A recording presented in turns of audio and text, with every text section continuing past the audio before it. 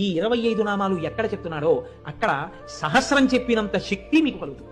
అంత గొప్ప నామాలు నేను చెప్తాను, మీరు కూడా చెప్పండి.